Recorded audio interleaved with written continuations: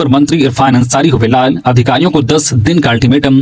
झारखंड में LPG gas की आपूर्ति में आ रही बाधाओं और बढ़ती पेंडेंसी को लेकर राज्य के खाद्य आपूर्ति मंत्री इरफान अंसारी ने बेहद सख्त रुख अख्तियार किया है। गुरुवार को विभागीय समीक्षा के दौरान उन्होंने गैस एजेंसियों की कार्यशैली पर गहरी नाराजगी जताते हुए निर्देश दिया है कि लंबित डिलीवरी को युद्ध स्तर पर समाप्त किया जाए। मंत्री ने विशेष रूप से रांची, जमशेदपुर और हजारीबाग जैसे बड़े शहरों में 15 से 20 दिनों की वेटिंग पर चिंता जताई और इससे उपभोक्ताओं के साथ अन्याय करार दिया। उन्होंने अधिकारियों को स्पष्ट निर्देश दिया है कि आगामी 7 से 10 दिनों के भीतर पूरे प्रदेश में गैस वितरण की स्थिति को पूरी तरह से सामान्य बनाया जाए। वर्तमान में वैवाहिक सीजन और धार्मिक अनुष्ठानों की अधिकता को देखते हुए मंत्री इरफान अंसारी ने विशेष दिशा निर्देश जारी किए हैं। उन्होंने कहा कि ऐसे महत्वपूर्ण अवसरों पर परिवारों को गैस के लिए भटकना ना पड़े, इसके लिए एजेंसियां प्राथमिकता के आधार पर सिलेंडर उपलब्ध कराएं। आपूर्ति, मांग और वितरण के बीच के अंतर को कम करने के लिए जिला स्तर पर नियमित समीक्षा करने का भी आदेश दिया गया है। उन्होंने साफ किया है कि वितरण प्रणाली में किसी भी प्रकार की शिथिलता पाए जाने पर संबंधित जिला आपूर्ति अधिकारी की जवाबदेही तय की जाएगी। 15 अप्रैल को होगी हेमंत कैबिनेट की बैठक, लिए जाएंगे कई अहम फैसले। राज्य कैबिनेट की महत्वपूर्ण बैठक 15 अप्रैल को दिन के 3 बजे से प्रोजेक्ट भवन में होगी। मंत्रिमंडल सचिवालय एवं समन्वय विभाग द्वारा इस संबंध में अधिसूचना जारी कर दी गई है। कैबिनेट की यह बैठक लगभग 1 महीने बाद होने जा रही है। पिछली बैठक 12 मार्च को हुई थी। नए वित्त वर्ष में कई नई योजनाओं को इस बैठक में स्वीकृति दिए जाने की संभावना है।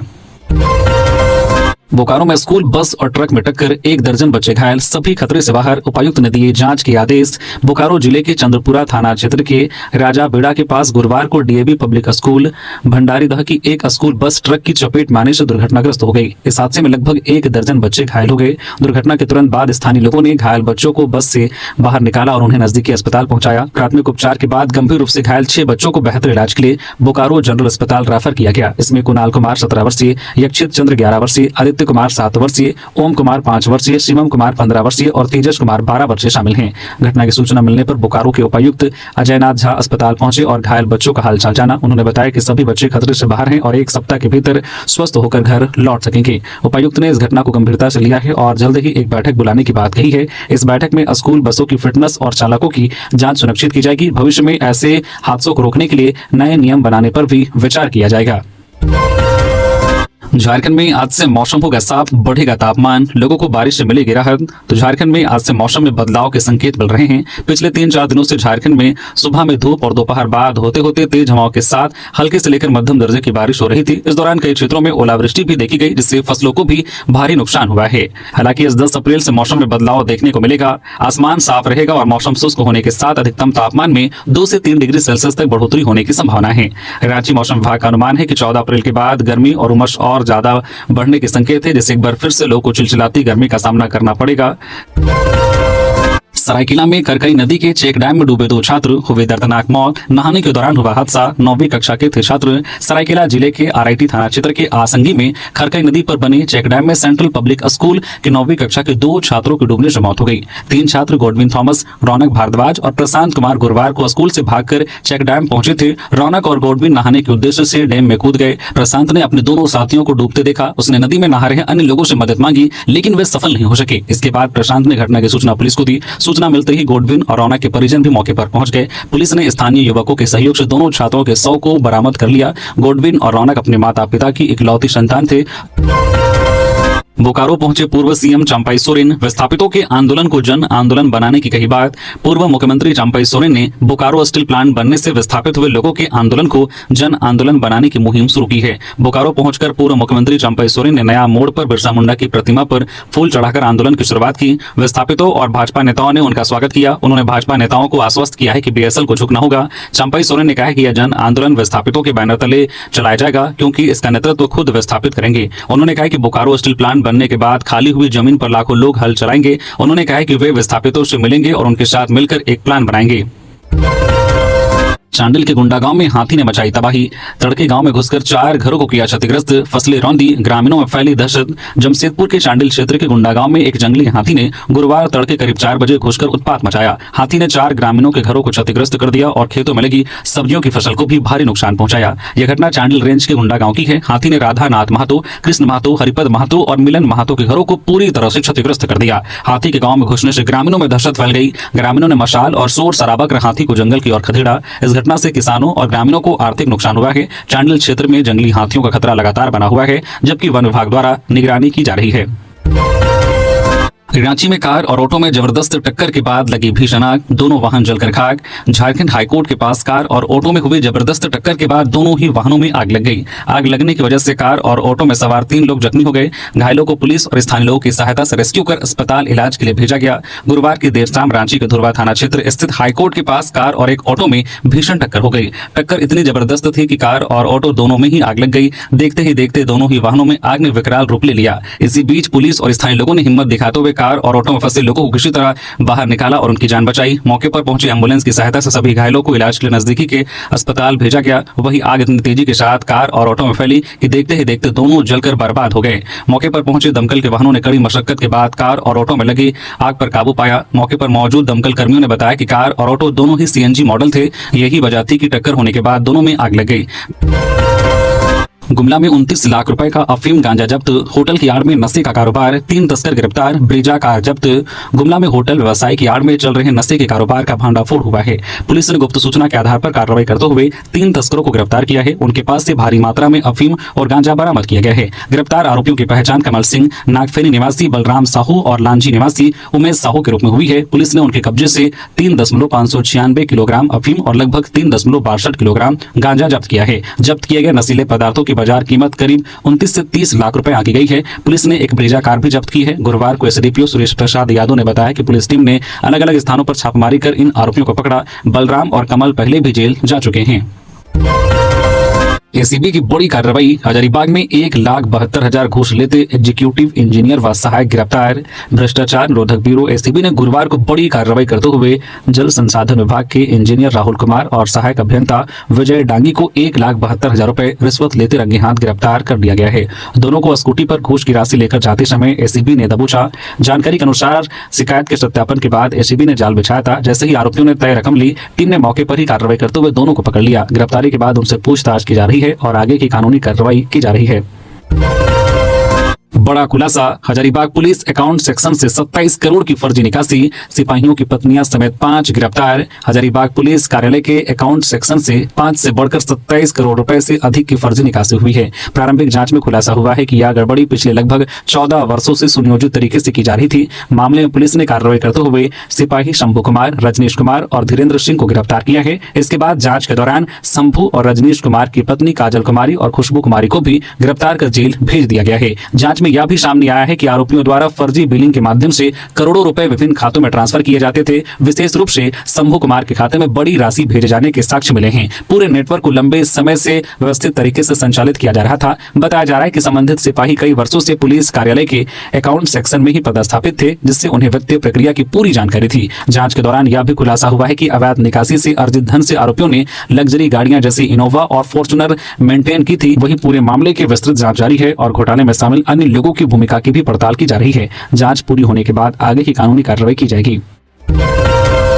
रामगढ़ डीसी की चेतावनी, रीएडमिशन के नाम पर शुल्क वसूली पर होगी सख्त कार्रवाई। रामगढ़ जिले में निजी विद्यालयों द्वारा रीएडमिशन के नाम पर शुल्क वसूली पर अब सख्त कार्रवाई की जाएगी। जिला शिक्षा पदाधिकारी के जारी आदेश में साफ किया गया है कि किसी भी छात्र छात्रा से रीएडमिशन के नाम पर कोई शुल्क नहीं लिया जा सकता। यह निर्देश झारखंड शिक्षा न्यायाधिकरण अधिनियम 2017 और स्कूली शिक्षा एवं साक्षरता विभाग के दिशा निर्देशों के तहत जारी किया गया है। इसके साथ ही सभी निजी विद्यालयों में स्कूल स्तर पर शुल्क समिति गठन अनिवार्य कर दिया गया है, ताकि फीस से जुड़े मामलों में पारदर्शिता बनी रहे। उपायुक्त फैज अक अहमद मुमताज के निर्देश पर सभी निजी विद्यालयों के प्राचार्य और प्रबंधन को स्पष्ट चेतावनी दी गई है कि यदि रीएडमिशन के नाम पर फीस वसूली की शिकायत मिली तो संबंधित विद्यालय के खिलाफ सख्त कानूनी कार्रवाई की जाएगी। जमशेदपुर में सड़क हादसा, बाइक सवार युवक की मौत, अज्ञात वाहन ने मारी टक्कर, ड्यूटी जाते वक्त हुआ हादसा, आक्रोशितों ने किया जाम। जमशेदपुर के सीताराम डेरा थाना क्षेत्र अंतर्गत भुयाडी गोलचक्कर के पास गुरुवार को हुए एक सड़क हादसे में बाइक सवार एक युवक की मौत हो गई। यह घटना एक अज्ञात बड़े वाहन द्वारा टक्कर मारे जाने के बाद हुई। मृतक की पहचान मानगो निवासी सुदीप रॉय के रूप में हुई है। वह लाइफ लाइन नर्सिंग होम में कार्यरत थे। बताया जा रहा है कि सुदीप दोपहर का भोजन करके बाइक से अपने कार्यालय लौट रहे थे, तभी यह हादसा हुआ। टक्कर इतनी भीषण थी कि उनकी मौके पर ही मौत हो गई। घटना के बाद स्थानीय लोगों में भारी आक्रोश देखा गया। आक्रोशित लोगों ने सड़क जाम कर प्रशासन के खिलाफ विरोध प्रदर्शन किया। लोगों का आरोप था कि इस स्थान पर पहले भी कई बड़े हादसे हो चुके हैं, लेकिन सुरक्षा के लिए कोई ठोस कदम नहीं उठाए गए हैं। सब जूनियर महिला हॉकी झारखंड ने सेमीफाइनल में बनाई जगह। 16वीं हॉकी इंडिया राष्ट्रीय सब जूनियर महिला हॉकी चैंपियनशिप 2026 के 8वें दिन मरांगोम के जयपाल सिंह मुंडा अंतर्राष्ट्रीय हॉकी स्टेडियम रांची मोरहाबादी में ए डिवीजन के चारों क्वार्टर फाइनल मुकाबले खेले गए। गुरुवार को दिन भर चले रोमांचक मुकाबलों में झारखंड, ओडिशा, मध्य प्रदेश और उत्तर प्रदेश ने शानदार जीत दर्ज करते हुए सेमीफाइनल में प्रवेश कर लिया है। वहीं महाराष्ट्र, मिजोरम, हरियाणा और पंजाब को हार का सामना करना पड़ा। मेजबान झारखंड ने अपनी दमदार प्रदर्शन से पंजाब को 2-0 से हराकर सेमीफाइनल में जगह बनाई। झारखंड की ओर से पुष्पा मांझी और संदीपा कुमारी ने एक-एक गोल दागे। पूरे मैच में झारखंड की टीम ने आक्रामक खेल दिखाया और विपक्षी टीम को गोल करने का कोई मौका नहीं दिया। शानदार प्रदर्शन के लिए झारखंड की शुगन संगा को प्लेयर ऑफ द मैच चुना गया। अब सेमीफाइनल मुकाबले में झारखंड का सामना उत्तर प्रदेश से होगा। वहीं दूसरे सेमीफाइनल में मध्य प्रदेश और ओडिशा आमने सामने होंगे। इन सभी टीमों के बीच कड़ी टक्कर देखने की उम्मीद है। भाषा विवाद पर भाजपा का हल्ला बोल। आज 10 अप्रैल को पलामू में महाआंदोलन, सरकार पर लगाए गंभीर आरोप।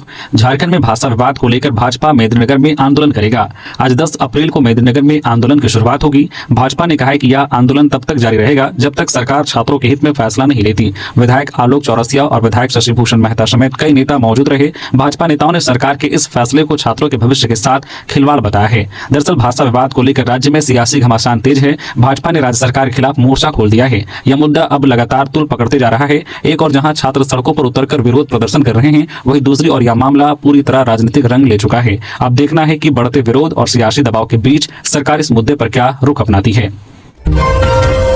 पलामू के पांकी में ज्वेलरी शॉप से करीब 15 लाख की ज्वेलरी कैश ले उड़े बदमाश। डॉग स्क्वाड की मदद से शुरू हुई तलाश। पलामू के पांकी थाना क्षेत्र में चोरों ने मुरली प्रसाद सोनी की जेवर दुकान को निशाना बनाया है। चोर करीब 15 लाख रुपए के जेवर ले उड़े। गुरुवार सुबह जब मुरली प्रसाद सोनी दुकान खोलने पहुंचे, उन्होंने देखा कि उनकी दुकान का शटर का ताला टूटा हुआ है और नगद रुपए और कीमती जेवर गायब हैं। इसके बाद पीड़ित ने इस घटने की जानकारी पुलिस को दी। इसके बाद पुलिस घटनास्थल पर पहुंची और जांच में जुट गई। जांच के दौरान पुलिस ने आसपास में लगे सीसीटीवी फुटेज खंगाले हैं ताकि चोरों का पता लगाया जा सके। इसके अलावा चोरों को पकड़ने के लिए डॉग स्क्वाड का भी सहारा लिया जा रहा है। वहीं इस घटना को लेकर व्यापारियों में आक्रोश है। पांकी थाना प्रभारी चोरों को पकड़ने में जुटी है। जल्द ही उनकी गिरफ्तारी हो जाएगी। चतरा के पिपरवार में अंधाधुंध फायरिंग, ट्रक मालिक घायल, इलाके में दहशत। चतरा जिले के पिपरवार थाना क्षेत्र में अपराधियों ने एक बार फिर अंधाधुंध फायरिंग कर गुरुवार को दहशत फैला दी। अशोका गोलंबर के समीप हुई इस फायरिंग में एक ट्रक मालिक गंभीर रूप से घायल हो गया। घायल की पहचान बेती गांव निवासी गेंद्रा गंझू के पुत्र वासुदेव गंझू 30 वर्षीय के रूप में हुई है। प्रत्यक्षदर्शियों के अनुसार अचानक 2 बाइक पर 5 से 6 युवक सवार होकर पहुंचे और फायरिंग शुरू कर दी। उन लोगों ने 4 से 5 राउंड गोलियां चलाई, जिससे इलाके में अफरा तफरी मच गई। इसी दौरान एक गोली वासुदेव गंझू को लग गई, जिससे वह गंभीर रूप से घायल होकर गिर पड़े। घटना के बाद स्थानीय लोगों ने तत्परता दिखाते हुए घायल को तुरंत बचरा अस्पताल पहुंचाया, जहां प्राथमिक उपचार के बाद उनकी गंभीर स्थिति को देखते हुए बेहतर इलाज के लिए रांची रेफर कर दिया गया। ईरान अमेरिका तनाव के बीच झारखंड में यूरिया संकट की आशंका, खरीफ सीजन पर मंडराया खतरा। सीज फायर की घोषणा से वैश्विक स्तर पर कुछ राहत मिली है, लेकिन ईरान, इजराइल और अमेरिका के रुख से शांति वार्ता के आसार कम दिख रहे हैं। खाड़ी देशों में जारी युद्ध के कारण घरेलू गैस की किल्लत के बाद अब फर्टिलाइजर की उपलब्धता पर भी असर पड़ने की आशंका जताई जा रही है। झारखंड समेत पूरे देश में यूरिया और डीएपी का भारी इस्तेमाल होता है। केंद्र सरकार द्वारा झारखंड की मांग को पूरी तरह ठुकराए जाने से आने वाले समय में यूरिया की कमी होने की आशंका जताई जा रही है। झारखंड के कृषि मंत्री शिल्पी निहात्रिकी ने स्पष्ट कहा है कि यह कमी अंतर्राष्ट्रीय आपूर्ति श्रृंखला में व्यवधान और केंद्र से कोटे के अनुसार आपूर्ति न मिलने के कारण हो रही है। उन्होंने चेतावनी दी है कि खरीफ मौसम में किसानों को भारी परेशानी का सामना करना पड़ सकता है।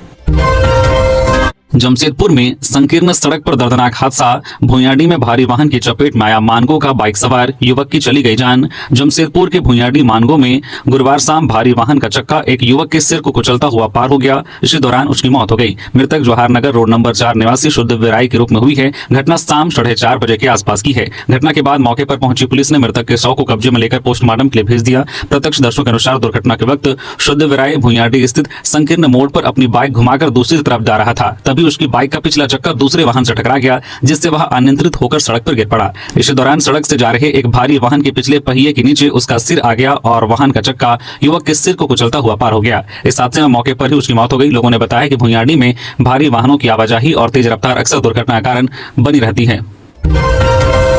धनबाद के बांसजोड़ा रेलवे साइडिंग के पास मिला एक व्यक्ति का शव, जांच में जुटी पुलिस। धनबाद जिले के लोयाबाद ओपी क्षेत्र के बांसजोड़ा रेलवे साइडिंग में रेलवे ट्रैक के पास गुरुवार सुबह एक व्यक्ति का शव मिला है।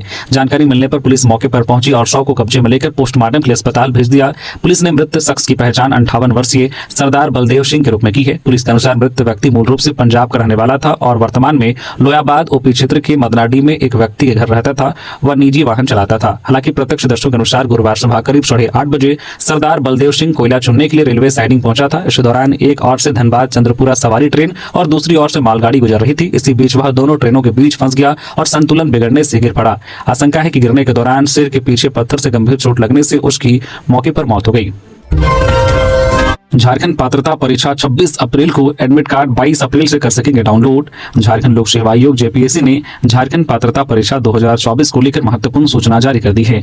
आयोग के अनुसार परीक्षा का आयोजन 26 अप्रैल दिन रविवार को राज्य के विभिन्न जिलों में आयोजित किया जाएगा। आयोग ने बताया कि अभ्यर्थियों के परीक्षा केंद्रों की सूची 15 अप्रैल को आधिकारिक वेबसाइट पर जारी की जाएगी। वही एडमिट कार्ड 22 अप्रैल से जेपीएससी की वेबसाइट और OTR लिंक के माध्यम से डाउनलोड किए जा सकेंगे।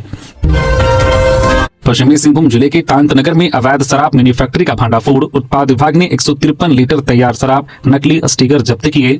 पश्चिमी सिंहभूम जिले के तांतनगर थाना क्षेत्र के छोटा कोयता गांव में उत्पाद विभाग ने एक बड़ी कार्रवाई करते हुए अवैध अंग्रेजी शराब की मिनी फैक्ट्री का भांडाफोड़ किया है। इस कार्रवाई से इलाके में हड़कंप मच गया। यह अवैध कारोबार गाँव के एक सुनसान इलाके में स्थित खपरेल घर में संचालित किया जा रहा था। यहाँ शराब बनाने के साथ साथ उसकी पैकेजिंग भी की जा रही थी। गुप्त सूचना के आधार पर उत्पाद विभाग की टीम ने योजनाबद्ध तरीके से छापेमारी की। उत्पाद विभाग के अवर निरीक्षक निर्भय कुमार सिन्हा के नेतृत्व में यह छापेमारी की गई। छापेमारी के दौरान टीम ने मौके से भारी मात्रा में अवैध सामग्री बरामद की। जब्त सामान में लगभग 153 लीटर तैयार शराब, 17 पेटी भरी हुई बोतलें, बड़ी संख्या में खाली बोतलें और विभिन्न ब्रांड के नकली स्टिकर शामिल हैं। छापेमारी की भनक लगते ही इधर फैक्ट्री संचालक और अन्य आरोपी मौके से फरार हो गए। नंदिनी ज्वेलर्स लूटकांड, 7 अपराधी गिरफ्तार। लूट से पहले की थी दुकान किराए की। आरोपियों के पास से हथियार और जिंदा कारतूस बरामद। हजारीबाग के बड़कागांव थाना क्षेत्र में नंदिनी ज्वेलर्स लूटकांड का पुलिस ने सफलतापूर्वक उद्भेदन कर लिया है। इस मामले में पुलिस ने 7 अपराधियों को गिरफ्तार किया है। गिरफ्तार आरोपियों के पास से हथियार, जिंदा कारतूस, मोबाइल फोन और एक अपाची मोटरसाइकिल बरामद की गई है। रिश्वत न देने पर अबू आवास तोड़ने का आरोप। गिरिडीह वन विभाग पर ग्रामीणों ने लगाया आरोप, किया विरोध प्रदर्शन। गिरिडीह के गांडे विधानसभा क्षेत्र की बदगुंदा खुर्द पंचायत में वन विभाग की कार्रवाई पर विवाद खड़ा हो गया है। एक आदिवासी परिवार ने आरोप लगाया है कि रिश्वत न देने पर उनका निर्माणाधीन अबू आवास रात में तोड़ दिया गया। इस घटना के बाद ग्रामीणों में रोष है। पीड़ित तुढ़ा टुड्डू की पत्नी के अनुसार वन विभाग के अधिकारियों ने घर का निर्माण न रोकने के एवज में 30,000 रुपए की रिश्वत मांगी थी। परिवार ने आर्थिक तंगी के कारण यह राशि देने से इनकार कर दिया। इसके बाद अधिकारियों ने रात के समय निर्माणाधीन आवास को ध्वस्त कर दिया। परिवार ने यह भी आरोप लगाया कि जिस वन भूमि पर उनका घर बन रहा था उस क्षेत्र में कई अन्य परिवारों के मकान भी बने हुए हैं। हालांकि कार्रवाई केवल उनके आवास पर की गई है, जिससे ग्रामीणों ने वन विभाग पर पक्षपात का आरोप लगाया है। इस घटना के बाद पंचायत के मुखिया, स्थानीय जनप्रतिनिधि और ग्रामीण पीड़ित परिवार के समर्थन में आ गए हैं। मुखिया फूलचंद बास्के ने कहा कि यदि निर्माण अवैध था तो प्रशासन को नियमानुसार पहले नोटिस जारी करना चाहिए था। उन्होंने बिना पूर्व सूचना की रात में आवास तोड़ने की कार्रवाई को अमानवीय और नियम विरुद्ध बताया। सिमडेगा में नशे में धुत बेटे ने पिता को कुल्हाड़ी से काट डाला। शराब पीने में हुआ विवाद। सिमडेगा में शराब के नशे में धुत बेटे ने पिता की कुल्हाड़ी से काटकर हत्या कर दी। घटना जिले के पाकरटांड थाना क्षेत्र अंतर्गत केउंद्रडी की है। प्रारंभिक जानकारी के मुताबिक शराब पीने को लेकर ही पिता पुत्र में विवाद हुआ था। एसडीपीओ बैजू उराव ने बताया कि हत्यारोपी विनोद क्रिकेटा अपने पिता के साथ बैठकर शराब पी रहा था। इस दौरान दोनों के बीच किसी बात पर विवाद हो गया। आक्रोशित होकर विनोद ने पास रखी कुल्हाड़ी से पिता के सिर पर जोरदार प्रहार किया, जिससे मौके पर ही उसकी मौत हो गई। सूचना मिलते ही पुलिस घटनास्थल पर पहुंची और शव को कब्जे में लेकर पोस्टमार्टम के लिए भिजवा दिया। पुलिस ने हत्यारोपी बेटे को गिरफ्तार किया है। हत्या प्रयुक्त कुल्हाड़ी भी बरामद की है। चतरा में एलपीजी की कालाबाजारी, एजेंसी पर मिली भगत का आरोप। लोगों ने की कर्मियों की पिटाई। चतरा जिले के प्रतापपुर प्रखंड में गैस एजेंसी पर कथित गैस सिलेंडर की कालाबाजारी और फर्जी बुकिंग के आरोप लगे हैं। उपभोक्ताओं ने आरोप लगाया है कि एजेंसी की मिली भगत के कारण उन्हें समय पर गैस सिलेंडर नहीं मिल पा रहा है। वहीं उनका यह भी आरोप है कि बिना OTP के ही फर्जी बुकिंग और डिलीवरी हो रही है। उपभोक्ताओं ने जब एजेंसी से इसकी शिकायत की और फर्जीवाड़े को लेकर सवाल पूछा तो हंगामा शुरू हो गया। यह मामले ने तब और तुल पकड़ लिया जब एजेंसी के कर्मी हंटरगंज प्रखंड में सिलेंडर की डिलीवरी करने पहुंचे। यहाँ सिलेंडर के लिए आगे घंटों लाइन में लगे उपभोक्ताओं और एजेंसी कर्मियों के बीच विवाद इतना बढ़ गया कि मारपीट हो गई। इस घटना से इलाके में अफरा तफरी मच गई। उपभोक्ताओं ने एजेंसी वालों की सिलेंडर से ही पिटाई कर दी, जिसके बाद हंटरगंज पुलिस की टीम मौके पर पहुंची और हालात को काबू में किया। पुलिस के दखल के बाद हालात शांत हुए, लेकिन उपभोक्ताओं का गुस्सा अभी बरकरार है। उनका आरोप है कि उन्होंने महीनों से गैस सिलेंडर नहीं खरीदा है, फिर भी उनके कंज्यूमर नंबर पर सिलेंडर बुकिंग और डिलीवरी की जा रही है। कई लोगों ने बताया है कि उन्होंने 6 महीने से 1 साल तक गैस नहीं खरीदी है, फिर भी एजेंसी कालाबाजारी कर रही है और उनके रिकॉर्ड में नियमित डिलीवरी दिखा रही है। रांची सदर अस्पताल का होगा विस्तार। 200 बेड के सुपर स्पेशलिटी ब्लॉक को हरी झंडी। झारखंड में स्वास्थ्य सेवाओं को मजबूत करने की दिशा में एक बड़ी पहल की जा रही है। मुख्यमंत्री अस्पताल कायाकल्प योजना के तहत आयोजित समीक्षा बैठक में राज्य के सदर अस्पतालों को आधुनिक और सुसज्जित बनाने पर विस्तार से चर्चा हुई। बैठक की अध्यक्षता स्वास्थ्य, चिकित्सा, शिक्षा एवं परिवार कल्याण विभाग के अपर मुख्य सचिव अजय कुमार सिंह ने की। इस दौरान राज्य के विभिन्न जिलों के अस्पतालों में सुविधाओं के विस्तार, जीर्णोद्वार और बेड क्षमता बढ़ाने पर जोर दिया गया। रांची सदर अस्पताल परिसर में 200 बेड के अत्याधुनिक सुपर स्पेशलिटी ब्लॉक निर्माण कार्य की प्रगति की समीक्षा की गई। इसके साथ ही बोकारो, धनबाद, सरायकेला, चाईबासा, गोड्डा और रामगढ़ जिलों के लिए तैयार विस्तृत परियोजना रिपोर्ट में आवश्यक संशोधन कर जल्द दोबारा प्रस्तुत करने का निर्देश दिया गया। पर्यटन सचिव ने रामगढ़ के रजरप्पा मंदिर का लिया जायजा, अधिकारियों को दिए निर्देश। झारखंड सरकार के पर्यटन सचिव मुकेश कुमार गुरुवार को रामगढ़ जिले के रजरप्पा स्थित प्रसिद्ध मां छिन्नमस्तिका मंदिर पहुंचे। उन्होंने पूरे मंदिर परिसर का जायजा लिया। मंदिर परिसर के प्रस्तावित पुनर्विकास योजना के स्थलीय निरीक्षण किया। उन्होंने अधिकारियों के साथ समीक्षा बैठक कर विकास कार्यों से संबंधित जरूरी दिशा निर्देश दिए। सचिव ने मंदिर परिसर स्थित प्रशासनिक भवन में अधिकारियों के साथ बैठक की। इसमें रामगढ़ डीसी फैज अहमद मुमताज समेत जिला स्तरीय अन्य अधिकारियों ने भाग लिया। बैठक में मंदिर के सौंदर्यीकरण, आधारभूत संरचना का विकास, बजट आकलन व चरणबद्ध कार्य योजना पर विस्तार से चर्चा की गई। साथ ही श्रद्धालुओं की सुविधा को ध्यान में रखते हुए बेहतर आवागमन, कतार प्रबंधन व अन्य सुविधाओं के विस्तार पर जोर दिया गया।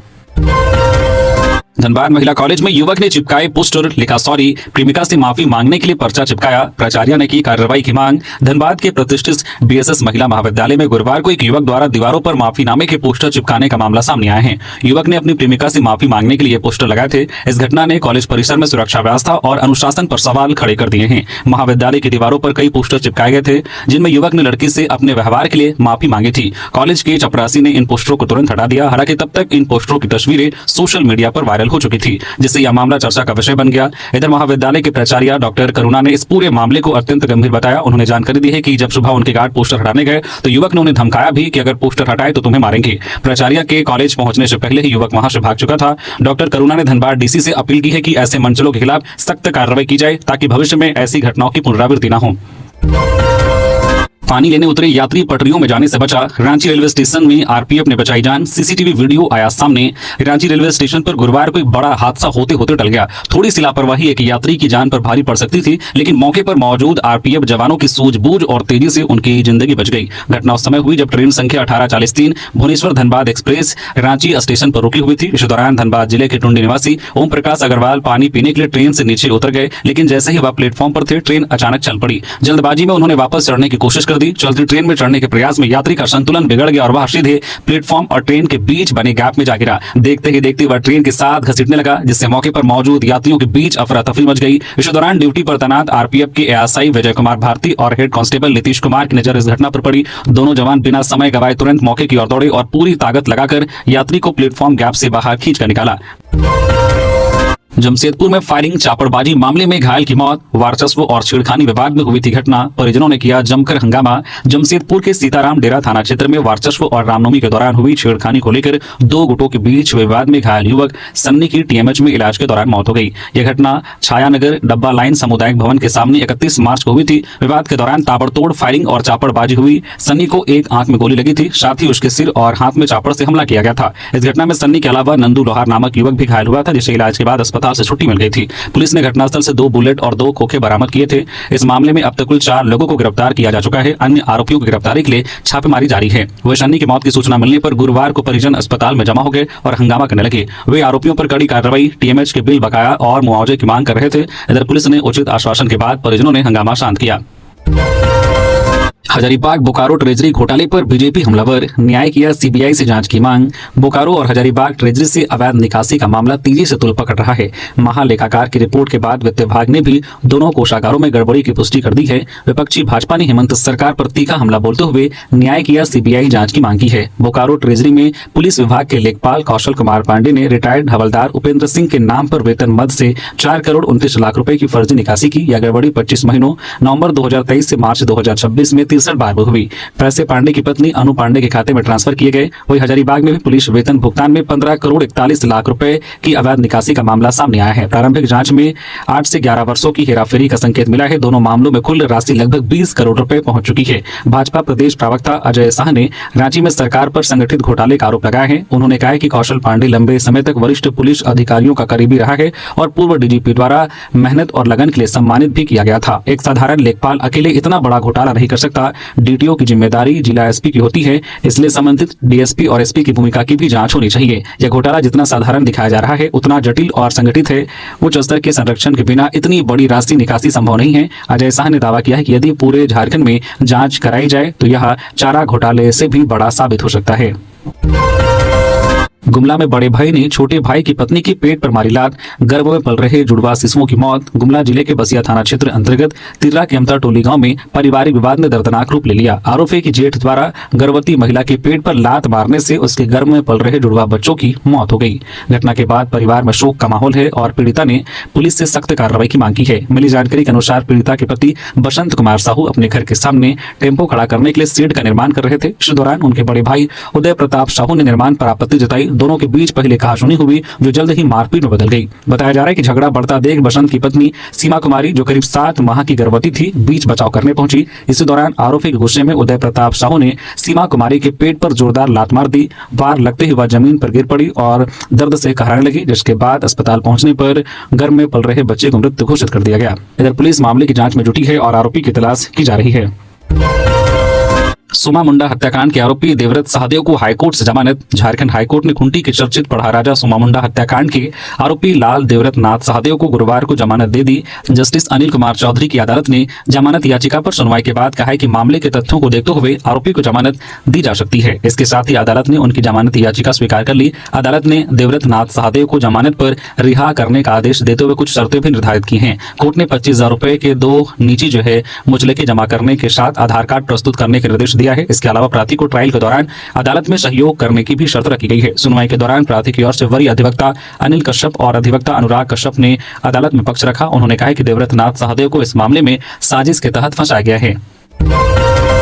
चतरा में हथियारबंद प्रेमी पुलिस के हत्थे चढ़ा। प्रेमिका से मिलने हंटरगंज आया था युवक, देसी कट्टा और कारतूस के साथ गिरफ्तार। चतरा जिले में पुलिस ने अवैध हथियार रखने वालों के खिलाफ कार्रवाई जारी रखी है। इसी क्रम में हंटरगंज थाना क्षेत्र में एक युवक को अपनी प्रेमिका से मिलने के दौरान अवैध हथियार और कारतूस के साथ गिरफ्तार किया गया है। पुलिस ने आरोपी को न्यायिक हिरासत में भेज दिया है। चतरा पुलिस अधीक्षक सुमित अग्रवाल को गुप्त सूचना मिली थी कि हंटरगंज के कोशमाही गाँव में एक संदिग्ध व्यक्ति अवैध हथियार के साथ मौजूद है। बताया गया कि वह अपनी प्रेमिका से मिलने आया था। पुलिस टीम ने कोशमाही गाँव में छापेमारी कर घेराबंदी की और कुंदा थाना क्षेत्र के लेवाड़ गाँव निवासी गुड्डू कुमार उर्फ भविष्य को गिरफ्तार कर लिया। तलाशी के दौरान पुलिस ने उसके पास से एक अवैध देशी कट्टा और एक जिंदा कारतूस बरामद किया है। इसके अतिरिक्त मौके से एक एंड्रॉइड मोबाइल फोन और जो आरोपी की टाटा इंडिगो कार भी जब्त की गई है।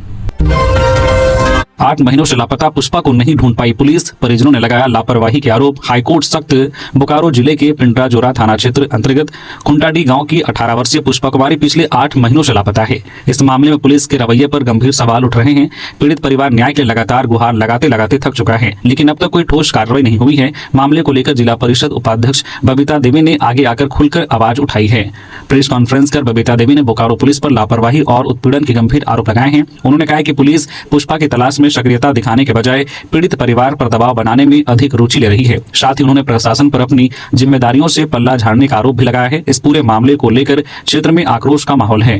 वहीं इधर मामले की गंभीरता को देखते हुए झारखंड हाईकोर्ट ने पहले बोकारो के एसपी को व्यक्तिगत रूप से उपस्थित होने का निर्देश दिया था। वहीं हाल ही में डीजीपी तदाशा मिश्रा को वर्चुअल माध्यम से जवाब देने को कहा गया है। ऑपरेशन नारकोश। हटिया रेलवे स्टेशन से अवैध गांजा बरामद। सिकंजे में एक तस्कर। जिला के रांची रेल मंडल में मादक पदार्थों की तस्करी के खिलाफ रेलवे सुरक्षा बल आरपीएफ द्वारा चलाए जा रहे ऑपरेशन नारकोश के तहत एक बड़ी सफलता हाथ लगी है। हटिया रेलवे स्टेशन पर चलाए गए सघन चेकिंग अभियान के दौरान 16.9 किलोग्राम गांजा बरामद किया गया है, जिसकी अनुमानित कीमत करीब 8,45,000 रुपए आंकी गई है। इस मामले में एक आरोपी को भी गिरफ्तार किया गया है।